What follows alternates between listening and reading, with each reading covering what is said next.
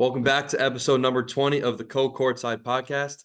My name is Alex Kokoros, and today I have the pleasure of being here with ESPN NBA front office insider, as well as the lead instructor for Sports Business Classroom, Bobby Marks. How you doing today, Bobby? I'm good, Alex. How we doing? Good, good. Yeah, I was just talking a little about it, just wrapping up school here, going into Thanksgiving break. I'm sure you're busy as well, so I appreciate you for taking the time. Yeah, I'll just get right into it. I'm not sure if we really formally met at NBA Summer League this past year in Vegas, but I was working with VSL and kind of saw what you guys were doing with the students, all the way from you to Howard, CP. It seems like you guys Yeah. were really, into it and loved working with the students. Just talk to me about that experience and, being the lead instructor for SBC. Yeah, it's funny when I flew home that Sunday, I had sent Warren Legary and Albert Hall a text, and I said to him, "This was probably one of the top five rewarding experiences that I've experienced." And they're like, well, what were the other four? And I was like, well, two Eastern Conference Finals, working the NBA draft, going on Sports Center, Yeah, yeah. and it really was just because I had really had no idea kind of what I was walking myself into. Mhm. Um, I had really not been part of Sports Business Classroom when Larry Kuhn ran, except for just kind of popping in Mhm. and meeting with the students. And this was kind of a journey that Eric Pincus and I started back in January as far as planning and laying out the format and the instructors. But until you kind of go through it, you really don't know what to expect. And we had a great group of students, 100, I always say kids, but students, 140 of them, and we sold out. Hopefully, we could sell out again next summer. There were long days. By Yeah. Thursday, I was done. I was toast. Yeah, yeah. But there's such a willingness for everyone wanting to learn, right? Like that was Right. the end goal as far as whether it be the salary cap or trades or how the draft works or we had a huge lawyer group, agent group. We had like 30 people who were agents or training to be an agent. And it was really when we started at 7, we ended late in the day. And for me, it was a terrific experience. And I look forward to do it again. Yeah, I had CP the franchise too. I interviewed him about a month ago and he said, it was so rewarding for him and he was able to learn stuff himself. Yeah. Did you feel that way too? It kind of like made me feel a little bit younger. I mean, I'm 51, so it made me feel a little bit younger being around so much youth and energy and people kind of when I was their age, I had no idea what I wanted to do. Ironically, tomorrow is the 94. Yeah, tomorrow is the 30-year anniversary when I interviewed with the New Jersey Nets for an internship. And so I really had no idea what I wanted to do when I was your age, and I just wanted to graduate college, really. But That's so what yeah, that's what just I'm feeling being right now. yeah, just being around so many young people and asking questions and kind of going in the back in the time machine, talking old stories and stuff like that. I just thought it was really a rewarding thing. And then we get to teach the salary cap and the CBA, and whenever we have a new CBA, I think there's always a thirst of what people want to learn, and Eric and I are continually doing that now with people who are studying to take the agent exam in January. Yeah, so you talked about it a little bit there. You started as an intern for the Nets, working your way up all the way up to assistant GM. Like, when did you know? Because you said you were just out of college, wanted to get involved somehow. When did you know that the salary cap and all of this stuff was your passion and kind of your niche, and you can get into it? Probably not until about 5 years after I had already gotten hired. And really, when I first started with the Nets, it was to get credits to graduate. I needed 6. I was a communications major at Marist. I played football there, so I didn't really have much of a basketball background. And I did my internship, couldn't get a job, stayed on, worked in basketball ops, really different than it is now. We had 11 people in basketball ops, worked for free, which is now is taboo, right? People don't like people when you work for free. And hung on for another 3 or 4 months when we started the 95, 96 season, and then wound up getting hired in low entry, basically the same thing I was doing in January of 96. And then John Calipari came in May of 96, and basically it was like survival for 3 years, right? Like I had not been through that, basketball manager type experience. So it was kind of like a glorified intern, but I was, getting paid. I was living at home at the time. And it wasn't really until 2000 when Rod Thorne came on. We had used an outside law firm to draw up the contracts. The salary cap wasn't as you know, kind of not as known as it is. I mean, nowadays it's, I could talk about with somebody in the airport about the apron, right? Like, Right, right, right. and so really until 2000, it wasn't until I started to learn the cap and how trades work and rosters built, the draft and free agency and all the different nuances. But I was also doing a lot of other things. I was doing the team travel, and I was booking airfare. I was booking the charter plane and planning meals on the road and Right, there was like 30 different things that I was doing.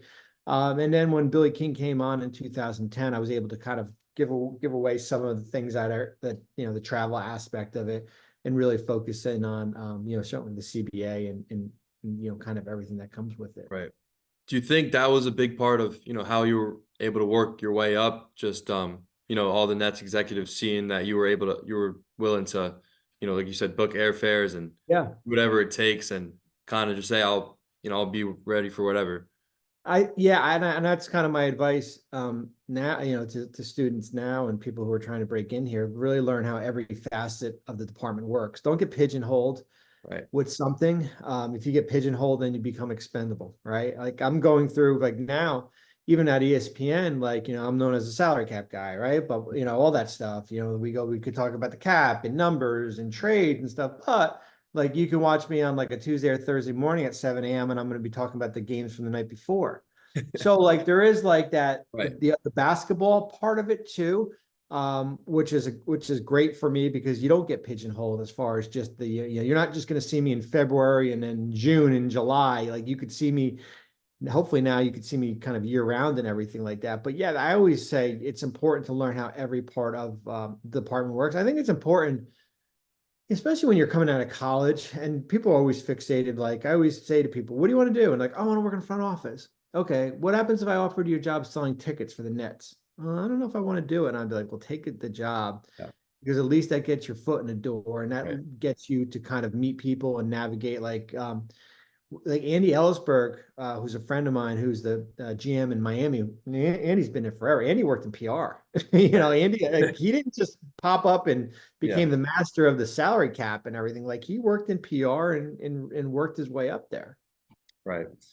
So talk to me about those early years with the Nets. You mentioned Coach Cal. He's, coaching legend. Is that is that story? Was he the one who wanted Kobe? What's the story behind that one? I think you'll get a lot of different opinions on that story. Because I remember I reading wanted something. I Kobe. remember, yeah, I Listen, don't know. I wanted Kobe. I'm the guy who picked him up from the train station 6 times and watched him work Wow. out again. I always say the story, it never gets old, but how things have changed is that back then you could have your own players work out against draft prospects. If you had guys on Right. your team like Ed Yeah. O'Bannon, who played at UCLA, and Khalid Reeves, who was at Arizona, they had 3 years or less of experience, and you were allowed to, if they were willing to, play against draft guys. You Yeah. can't do Yeah. that anymore. That's not allowed.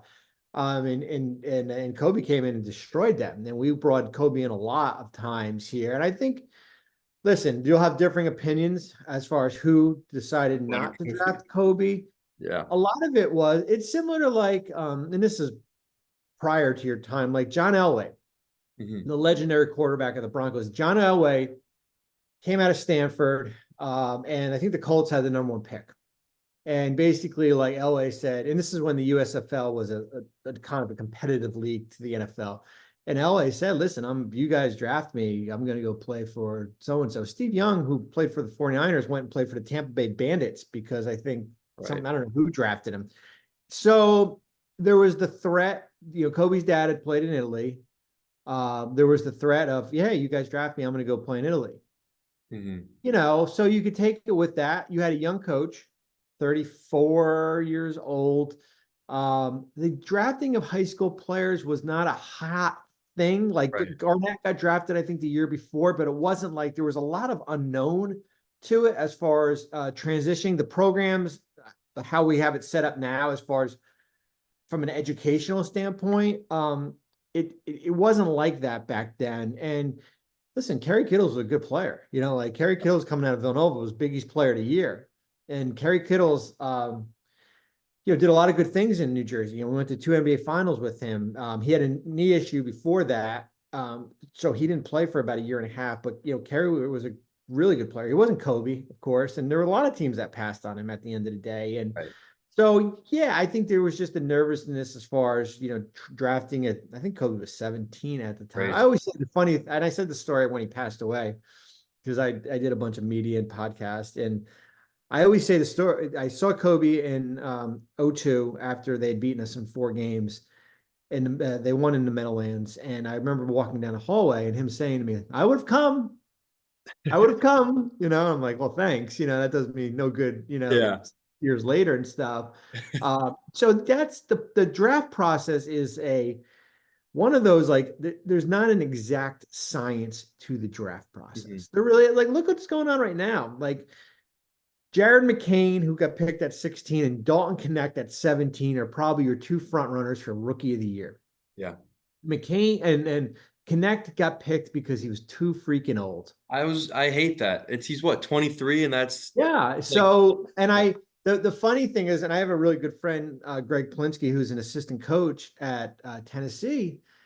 And we talked about it, and Greg, said to me, "Listen, people didn't do their homework because they didn't like people get scared." And I get it, like the 23-year-old who has maybe gone through the AAU circuit, and there's like the pounding on their body, and there's a lot of miles. It's like going to buy a car, like a Mercedes, and there's 15,000 miles on it. Like Dalton Connect had like 2,000 miles on his body yeah. because he was a late bloomer, and he grew in JUCO. He grew like three. He was like 6 foot, and then he got to 6'3", and then he got to 6'6". And so he was kind of, as I said, like that late bloomer and everything like that. So teams get scared of older players. Everyone wants like the legacy pick. Everybody wants Giannis, right? Everybody wants to pick that player and then mold them themselves, and hopefully they turn into a franchise level player.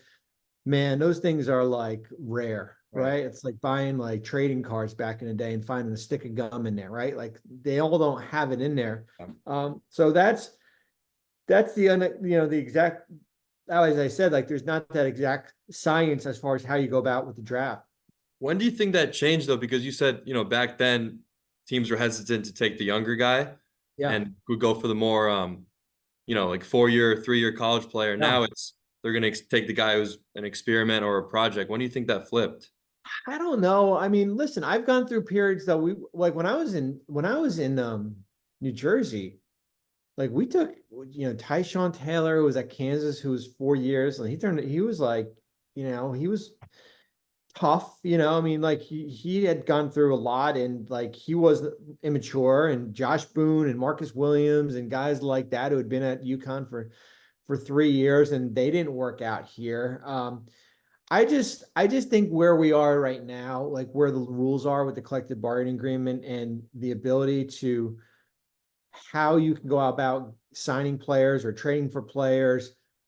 I think if you're drafting and if you're one of these teams that are a win now team, Yeah. I think it's a big risk, man, taking swinging for the fences on a guy and an 18-year-old Yeah. with who you think maybe the upside is, because at the end of the day, you're trying to win a championship. Like Yeah. like Milwaukee's interesting because they're a win now team. They're trying to win with Giannis, but they picked an 18-year-old and AJ Johnson. Phoenix went the other route. They picked Ryan Dunn. And they moved Yeah. back 6 spots and picked Ryan Dunn, who was a I think 3-year guy at Virginia here.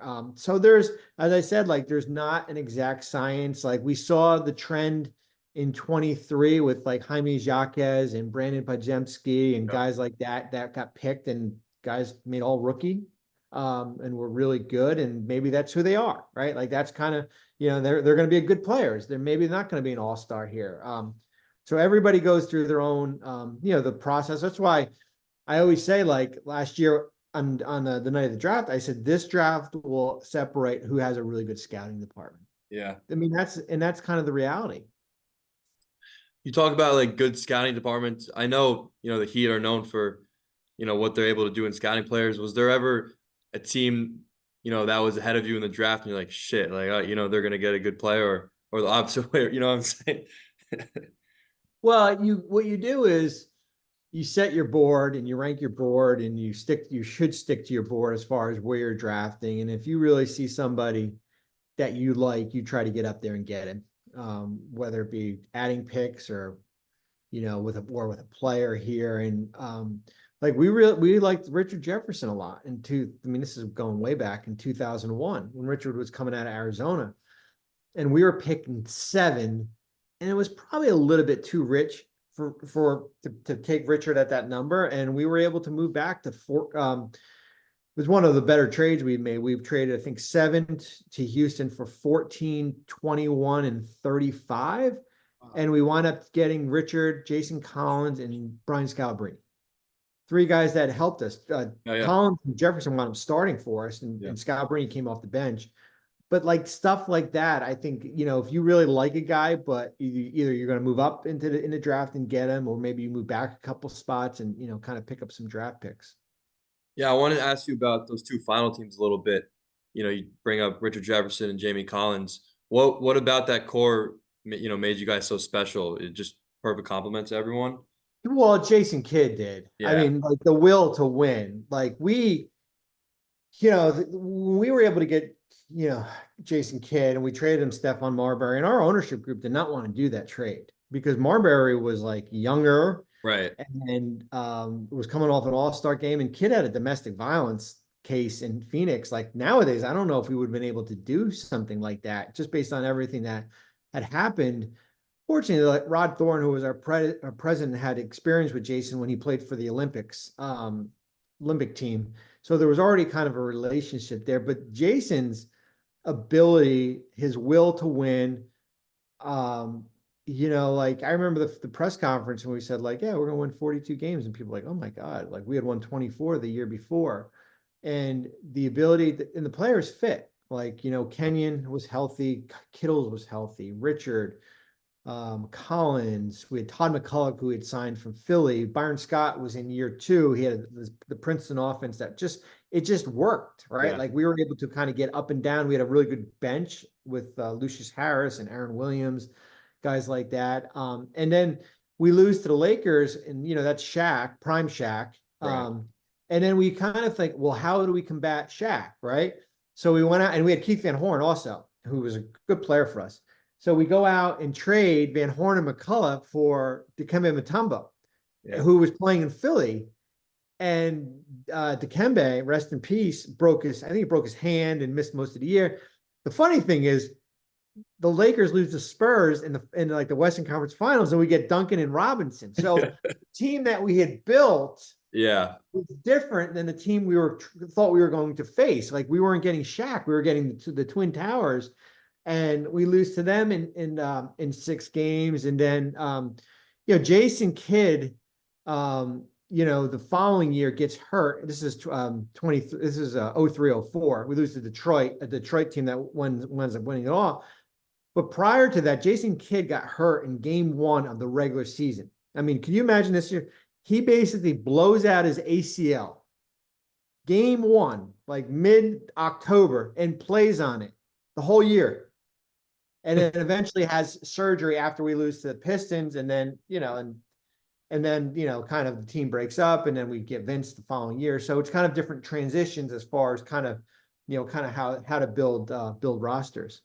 Yeah, I was gonna say it was just unfortunate you guys ran into like the 2 of the best dynasties of the 21st century. Well, even like, we lost to so this was the 05 playoffs. We lost to the Heat. Best of 5 series back then. Yeah. In 06, we lost to the Heat, who wound up winning it all. And then in 07, we lost to LeBron and Cleveland in the second round. Yeah. So it's like, and that's when LeBron really kind of took off. Then they go to play Detroit in the finals, and LeBron goes crazy and stuff like that. So you just couldn't, you just couldn't get past. We were good, but we weren't that 01, oh Right. 02, Um, yeah, so I mean, you spent like what was it like around 2 decades in the Nets organization? 20 years. Yeah. Wow, 20. So, right, so when your time was up there and you left, was there any like thought of considering being with another team or you knew like you wanted to start something new? I had no idea what I wanted to do when my contract didn't get renewed and I was still getting paid for a year. I thought I would just kind of hang out and be a dad again and kind of, figure out what my next step. I always thought, yes, I would probably go work for another team, but that requires us moving. And do we want to move? The kids were Yeah. younger and like the media stuff. Like if you would have asked me 10 years ago that I would be working on ESPN, I'd be like, you're crazy. Absolutely crazy. And that I would be actually writing for ESPN, I would say you're doubly crazy here. But like the media stuff was not something that wasn't planned. Like Mhm. it just wasn't like I had taken a month off. It was the 2015 draft, which was Devin Booker. And I fortunately I had a lot of good connections, and I was able to go up to ESPN and do a couple Sports Center hits before the draft and after the draft on because I was living in Jersey at the time. And I was driving home like, oh, this could be something. And I knew they weren't hiring, and I didn't know how that could translate into something. And I wasn't writing at the time either. So like to get a job on TV is extremely hard, right? Without writing. Like there's like Yeah. a process here. And then I just started going on Twitter, which is X now, and breaking down trades and free agent signings and how the cap works. And kind of there was nobody doing it back then. Now a lot Right. of people are doing it. So I did not, that's how my following started. That's how kind of I started, picking up, went from 5,000 to 10,000 to 15,000. Now it's at 285,000 here, and just kind of giving my 2 cents and 140 characters on how things work, kind of pulling the curtain back. And fortunately for me, I had known Woj, who worked for the Bergen Record. He was a columnist at the time, and I saw him on Summer League, and he's like, "Hey," and he was at Yahoo, and he's like, "Hey, we're starting this group at Yahoo called the Vertical. We want a guy who's like front office, and give perspective." And he's like, "But you're gonna have to write." And I was like, "Oh boy." And he's like, "We'll fly out to LA and we got a really good group. And it's me and this 21-year-old, he might have been even 20 at the time, Sham Sharania and Chris Wow. Mannix and Jonathan Gavoni and Mike Schmitz and Nick DePaula and Mike, like there was 8 of us, right? Like Yeah, the yeah, band yeah. of brothers taking on ESPN and got hired. Fortunately, I didn't start with Yahoo until December, and I did some freelance work with Hoops Hype and wrote articles. They paid me $500 to write 2 articles in the summer, and one of them was how can Golden State sign Kevin Durant? This was before. This Yeah. was a year before. You know where So this is going. that was the first article that I ever wrote ever. Um, and I had no idea how to write an article. My wife, fortunately, was a school teacher and kind of guided me along. And even to this day, like I get like I get like not stage fright, but I get like when I get an article assigned, Yeah.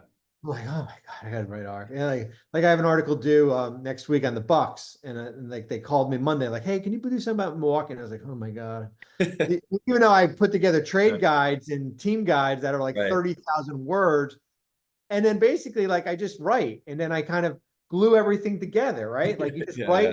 write, I write, and then I just kind of add, and I walk around the neighborhood and I get my thoughts and all this stuff. But that's like the writing experience for me. And we had a great 2 years at Yahoo, and then most of us went to ESPN in 2017, and kind of been there since, and have taken on the more of a TV presence, Yeah. certainly, with whether it be the draft or free agency or the trade deadline or stuff that's breaking during the regular season. The touchscreen is my best friend. I always say. But yeah, that's kind of this is year 8 for me at ESPN, kind of my the journey as far as breaking into the media part of it. Right. Yeah, so those are, two new positions you just mentioned, being a writer and an on-air personality. How, was that kind of getting jump started? And Was there one that was more difficult to, get the hang of? I think the TV part, um, for me is probably a little bit more easy because I'm prepared as can be. Hmm. Like I like I'll give you an example. I'm gonna do Sports Center on Thursday morning. So they emailed me today and they say, hey, we want you on 7 a.m. Sports Center to talk about the games from the night before. And tonight I'll watch the games and I'll just take notes. And it's Right. basically I'm writing an article. And then I'm going to send them the notes and then they're going to pull from that and I'm going to know what they're going to ask me about Right. the 76ers and did the team meeting help them. So I'm prepared with that. I think the writing part of it, and that comes from the writing part, right? Like the writing part for me is like just being prepared. Like I started something new this year where I keep a journal or diary of all 30 teams and I add notes throughout the whole year. It's like 40,000 words right now of just like injuries to watch, trending Yeah. Yeah. stats, latest news, like all this different stuff because I can't remember everything, and there's 11 games going on, and I want to go. Well, why didn't LaMelo play last night in Brooklyn? Oh, I can go in there and find the quote Yeah. from Charles Lee, right? Like I Yeah. can go in there and stuff like that. So it's more about like being prepared, and then I can pull that stuff when I'm writing when I'm writing my article. Yeah, it almost gets a little overwhelming. I guess, well, ESPN, they kind of have their select few teams like the Lakers. They talk about the Sixers. So you gotta be more prepared with those type of Yeah, teams. listen, I'm ready to talk Pistons. Listen, I can Yeah. talk Pistons, Pacers, Grizzlies. We can talk anything. It's actually funny you brought up the LaMelo thing from last night. I was watching a Hornets game like a couple weeks ago, and I saw that like Charles Lee, he kind of got pissed at LaMelo. He turned the ball over twice, Yeah. didn't get back on defense. So I think that's something that's been trending. Listen, if you have a new coach, you start it now, right? You start that putting that Right. foundation. That's This is how we're smart. gonna play, Yeah. right? Yeah. Like this is how we're going. I don't care if you make $37 million and you're under contract for the next 5 years. I could care less. This is how we're going to play. And if Charles Lee was the coach of the Celtics, he would be doing the same thing with Jason Tatum and Jalen Brown and Yeah. Derek White and all those guys. If that's how, if he sees something that doesn't make sense for them. Especially in today's league, like these coaches have such short leashes. I think like Orlando's a good example with Mosley. Yeah. Yeah. Like it took a couple years for them to, lay the groundwork and look Mhm. at them now. Like they're without Paulo and Well, here's an example, like, and it's not Nick Nurse's fault, but like when you placate to Joel Embiid, yeah. things come off the tracks, man. It's hard to put the train Yeah. back on the tracks once it goes off, Yeah. right? Like Yeah. when it's a lot of things going on in Philadelphia, and then you have a players meeting, and players only meetings or whatever. They don't. It's good to clear the air. They don't work because once the game starts, it's like we got to play. They're going to Yeah. play a Memphis team that got their doors blown up by Denver. You don't think they're mad? I mean, come on. Right. Right. No, I see on Twitter like the Sixers fans are blaming Nick Nurse. I'm like, look, I don't want to. I'm a Knicks fan, so I'm a little biased, but I saw them sign Paul George to that max deal. I Yeah. saw that coming from a mile away. It just two guys who, no offense, don't play that much. So I don't know. Listen, they're the non-players, the players on the roster not named Jared McCain, they need to play harder. Right. Like that's like you could get away with, listen, Embiid hadn't been there most of the year, and George and Maxi's hurt, and I get it. But the competition standpoint still stands. So like there's no reason you should be outscored by 35 points in the second half in 2 games. Yeah. Like that just Yeah. doesn't happen. Yeah. Um. So yeah, we could talk hoops all day. I love to, but I just want to do a little wrap up question, just Yeah. some overall advice. To inspiring people who just wanted to get into sports, and whether that's being a writer, on air, just because you've had experience with it all. So just come up some overall advice. I would say have a portfolio. If you're a painter, have pictures you want to sell or show. If you want to get into this crazy business of media, have a portfolio, whether it be a demo, whether it be writing. If you want to get in the front office, have a portfolio of kind of what your specialty is. Have something to sell to somebody outside of you working hard. Working hard is great, Hmm. but you got to have something kind of like I always say it's like applying to college again. right? Like when you applied to Chapman and you had to like separate yourself, right? There Right. was 8 other kids that wanted to go to Chapman. They picked you. But Yeah. why? You had good essays, like your grades were good, SAT, all that stuff. So like you got to kind of figure out how do you separate yourselves from other people who are trying to apply for that job. And then the other thing too is like find something that that has a purpose, right? Find something that you really like to do. Like don't do something that you're like, oh my God, I gotta do this today. I gotta wake up this morning. I'm not, I gotta drive here. Like find a purpose as far as something that you really want, as I said, really want to do. Mhm. I appreciate that, Bobby. I love to keep in touch. You'll be at next year's summer league, I'm guessing. Yeah, Right. we'll have summer league sports business classroom enrollment will probably start in I think January again. You can find all my stuff on ESPN.com. We've got a Milwaukee article coming out next Thanksgiving week on kind of just looking at the big picture of the Bucks. We'll start having trade stuff out in December. You It's can starting see up me again. occasionally on Brian Windhorst Hoops Collective podcast, see me on TV and stuff. But yeah, looking forward to staying connected here and Yeah. have a terrific Thanksgiving. Yeah, I appreciate it. And have fun at the USC Notre Dame game. That'll that's a big rivalry right there. It's when you have a son that goes to USC, you like become like a booster all of a sudden. You're like you become a very critical of like the Yeah. football program and stuff like that. So yeah, no, it'll be fun. It'll be a game, hopefully that matters, right? For certainly for Yeah. Notre Dame. For Notre Dame for sure. They got a big game against Army, right? Coming up. Yeah. Yep. All right. Thank you so much, Bobby. I appreciate you for taking the time. You're We'll welcome. keep Thanks for in touch. having me. Yeah, yeah. Appreciate it. Have a good one.